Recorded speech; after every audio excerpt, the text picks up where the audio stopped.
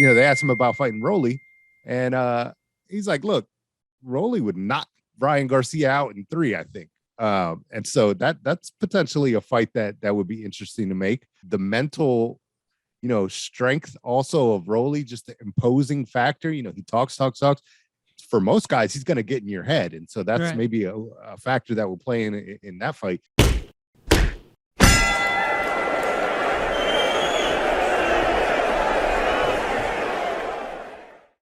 Welcome back to the RBR Recap. I am Alex Burgos. We're here, episode 19. I'm feeling kind of proud of that, man. Our baby has grown. I'm joined, as always, by my main man, co-host Gabe Rivas. How are you, sir? Yes, sir. Doing well here. It's a Sunday afternoon, and I'm repping round by round boxing. Few people have this shirt, only us OGs in RBR Boxing. The OGs, but you can get a Red Star version on our shop. Go to roundbyroundboxing.com. Shameless plug. Thank you, Gabe, for transitioning into that. Happy Memorial Day weekend. It's Sunday evening here on the East Coast. I got my mojito next to me. I'm chilling. Been outside all day enjoying the nice weather. So I'm feeling good after an exciting night of boxing. If not for the undercard, at least the main event delivered and was exciting. We saw Gervonta Davis step into the ring against Rolando Romero. A battle of 2 undefeated lightweights. Obviously anyone that's been following boxing or has had any sort of interest in Gervonta Davis's career has seen this thing kind of evolve and the beef and bad blood and whatnot. And, towards the end, Gervonta was like, it's not personal. But towards the beginning, it was. He was getting irked. And who wouldn't be? You got this guy talking trash nonstop. And, man, I got to give Rolly credit just for the way that he hyped this thing up, the way that it was built up, and the numbers show, not the pay-per-view numbers because we don't know those yet, but just like, the attendance broke a Barclays record for boxing event, attendance over 18,000 people. Obviously, people were talking about this all throughout the week on social media, Instagram, Twitter, what have you. And fight night was like super high energy. And Madonna was there. Yeah, Madonna was there. I mean, they did the whole, the normal camera scroll through the crowd.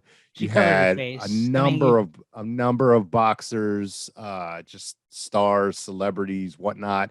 It was a cool event, and I think we'll get into this a little bit after. I'll touch on it as well. But Gervonta Davis brings out just high-profile people. And Leonard Ellerby said something in the post-fight press conference. He's like, you guys got to understand, Gervonta Davis is a star, just like on another level. He's like, it's not always about the diehard boxing fans. People, and I'm not even downplaying, casuals when I say this, just casual fans of sports and boxing and just Gervonta Davis fans, they're coming to watch. They're going to tune in. They're going to go to the fights. They're going to spend money. And that's the bottom line for the promoter, people putting on the event. He packs them in, puts butts in the seats, and is an exciting fighter. And that's why people want to watch him. And so even if it's against a relatively unknown fighter that talked his way into this situation, into this fight, people are going to watch. And so back to kind of like the little mini recap of what happened. Gervonta Davis ended up stopping Rolly Romero in round 6.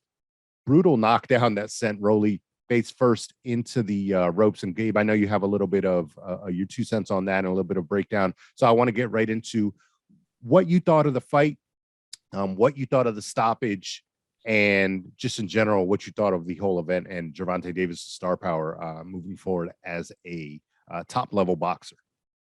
With a top talent like Gervonta Davis, as the level of your opposition increases, so is your strategy, right? You have to go in there intelligent. You have to figure out the perfect game plan for the particular opponent. He did that against Pitbull Cruz. He did that now against Rolando Romero. Romero has a height and a reach advantage, and he looks a lot stronger than Gervonta in terms of his physique. You can see how bigger he was. You can see his shoulder. You can see his biceps.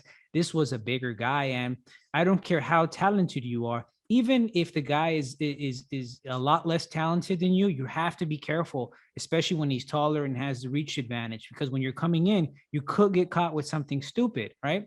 And why would you want to risk looking bad against someone who everyone would agree is a lesser talent than you are? So I thought it was really intelligent from Gervonta Davis to spend 3, 4, 5, 6 rounds studying his opponent, seeing how he really comes forward, because talent demonstrates itself with time. Give it a few rounds, then you start seeing some of the openings that your opponent creates, how his hands go down with certain punches, how he leaves himself open after certain punches, right? And one thing that we learned in the fight with Leo Santa Cruz is that do not throw the same punch against Gervonta Davis more than once. Leo Santa Cruz threw 3 uppercuts in a row. Gervonta Davis noticed that, and on the third one, landed an uppercut and finished the fight right there. This time, I think, was even worse because for me personally, when you're coming in with a jab and a right hook, it's really dangerous because you leave yourself open.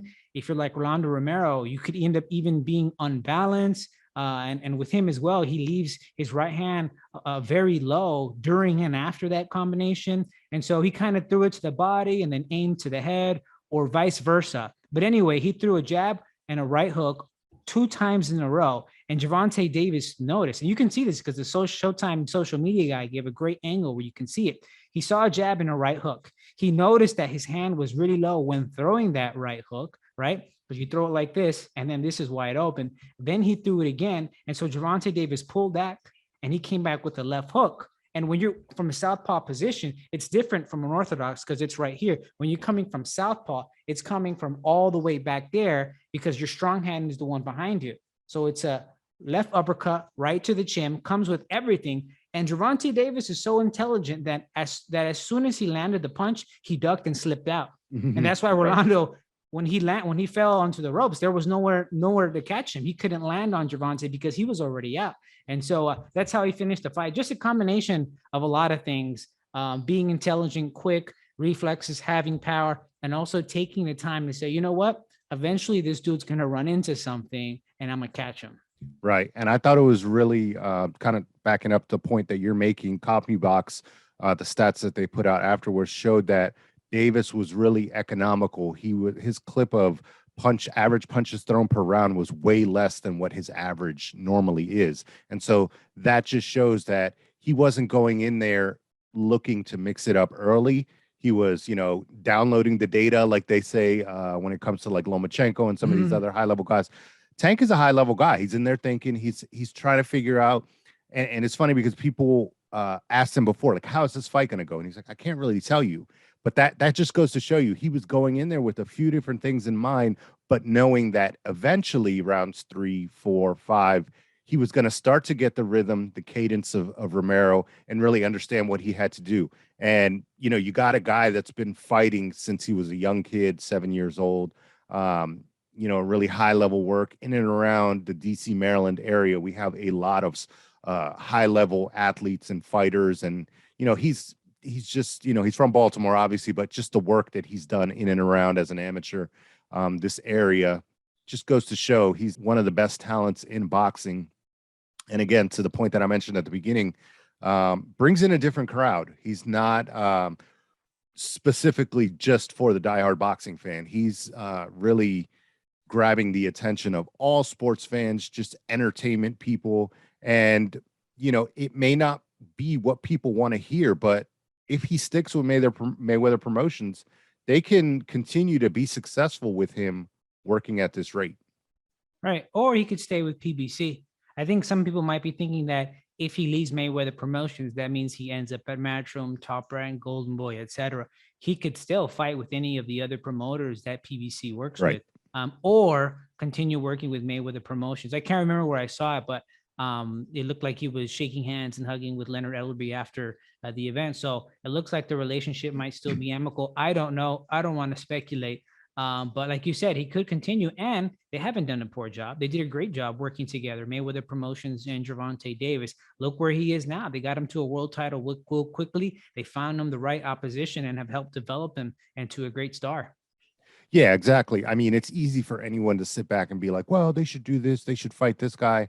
Look, as from an investment perspective, and Ellerby, talks, money more than probably a lot of other promoters. He's not going to sugarcoat it and be like, well, we want to fight Josh Taylor or we want to fight Lomachenko. Like that's not the mindset that he has, because he knows that they can make a lot of money with their guy, their one star, doing business the way that they've been doing it and really putting on fights that are exciting for different reasons. Rolly just talked a good game, put this fight on another platform and another level because of the way that he, the animosity that he brought. So when you get a guy like that, you're like, what, we can have a successful promotion, even if this guy's not like a multi-division champion or like pound for pound guy. Like, it was just an exciting buildup, and people wanted to watch it because of the trash talk. And so, I mean, that's how you do it, Ricardo Mayorga style. You just want to see it because there's that bad blood. And, a lot of times that's what happens. And when you get a guy like that, that's willing to do that part of the promotion, and then you got a guy like Tank that has the skills, skills to pay the bills, and has the power to knock people out. I mean, that's a winning success, a winning recipe. And like you said, there have been other interesting matches. Mario Barrios, who is 2 divisions above the first weight class in which Gervonta Davis won his world title, right? Moving from at this 130 all the way to 140 to face him. And then there's also Isaac Pitbull Cruz.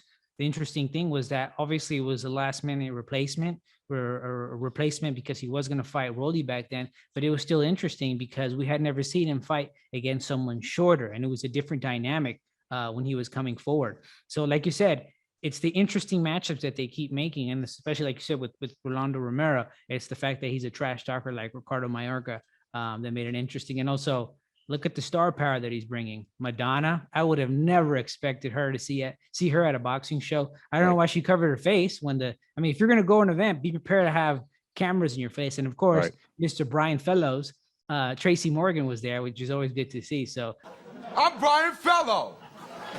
Lots of star power that they're bringing. Yeah, good points. And also, I want to give a little bit of props and just due credit to Rolly Romero as well. Obviously, he was smart enough to not do what he said he was going to do. Oh, I'm going to go in there and knock him out in the first round. I was tweeting from the Round by Round Boxing Twitter account. You can follow us at RBR Boxing, which I don't always do. But last night, one of the first things I said when the bell rang, it's like, man, Rolly tricked us. He came out pumping like 10 to 15 jabs. He was working with Joel Casamayor, a lot of high-level boxing guys. So he had a game plan that wasn't just go in there, swing for the fences.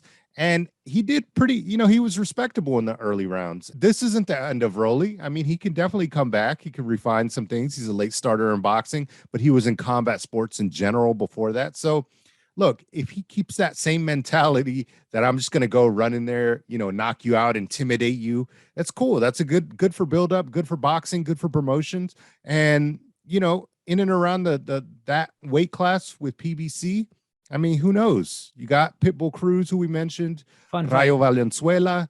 Some of these other guys that, could make for fun fights. Nowadays, we know how boxing fans are. It's like you lose once and they think the world is over. But we know better than that. We know that guys can come back. And by all means, you don't write fighters off just from one fight. And I thought there was more positive than negative from Rolly. Obviously, he is who he is, but, that power is going to carry him also.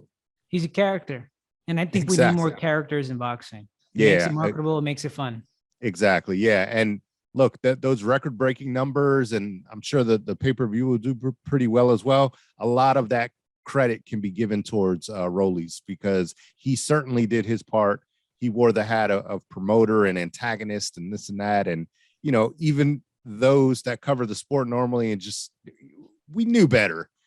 But he starts to creep in your mind and you're like, damn, is this dude gonna, really upset Tank? I mean, it was just fun. It was a fun promotion. So all the props to him. You got to have that high level, belief in yourself. And he didn't look like the moment was too big for him. I thought he was a good version of himself. And of course, I would love to see him back and against one of these other top level guys. Leonard Ellerby, again, in the post-fight press conference, they asked him about Ryan Garcia, who we'll transition to in a minute, about him fighting Tank. But, they asked him about fighting Rolly. And he's like, look, Rolly would knock Ryan Garcia out in 3, I think. And so that's potentially a fight that would be interesting to make. The mental, strength also of Rolly, just the imposing factor. He talks. For most guys, he's going to get in your head. And so that's maybe a factor that will play in that fight. But transitioning on to the Ryan Garcia thing, he was another superstar that was there, and he's also kind of larger than just the boxing crowd. In the ring, he hasn't really shown yet that he can be that high upper echelon star. We don't know yet. He certainly has star power outside the ring because of the social media age, but he's got to combine that now with fighting top level guys. And so, there's a video of him talking to Leonard Ellerbe ringside, and he's like, fuck Golden Boy, I'll make this fight happen. I don't know if he's just super excited to be in that moment. Ryan, we'd love to see you against upper echelon guys, whether it's Gervonta Tank Davis, any other names in and around that division. Devin Haney, obviously, if he, regardless of if he wins or loses against Kambosos next weekend. But, these are the fights that we want to eventually see. I would say pump the brakes a little bit. Golden Boy is your promoter, and you just, signed a contract, obviously, to continue to work with them. So if that fight is going to be made, let your promoter do the work. I feel that they could say whatever they want, but Ryan Garcia, Golden Boy, they don't want that fight. Especially during the pandemic, or rather the lockdowns and after that, Gervonta Davis didn't really skip a beat. Fought Leo Santa Cruz, Pitbull, Barrios, and now obviously this fight against Rolando Romero. He hasn't skipped a beat. And whereas Ryan, he has skipped a few beats. It was Luke Campbell, then obviously for legitimate reasons, he couldn't fight. And so right now he's at the point where maybe, a while ago he was head to head with Gervonta, but Gervonta is now taking a lead, and Ryan has to catch up in order to be able to say, look, now we can negotiate and have these fights. Because otherwise, I don't think it even makes sense to make that fight right now, because they're at different levels of their careers now. Yeah, and I think Bernard Hopkins spoke to that recently on DAZN when Chris Mannix asked him. Mannix loves to drop in a Ryan Garcia plug against Gervonta Tank Davis. It's just like B-Hop is like, look, Tank has shown to be the top guy right now, and Ryan needs to get back up to make that conversation interesting. And I think the fight that they're floating around right now to come up for Ryan is the Javier Fortuna fight. That is a good progression fight. He needs to get fights like that. Fortuna, Jojo Diaz, exactly. Those fights, if he can win those fights and do it convincingly, then we start talking about, okay, maybe he is ready for a guy like Gervonta Tank Davis or Devin Haney or someone of that mold.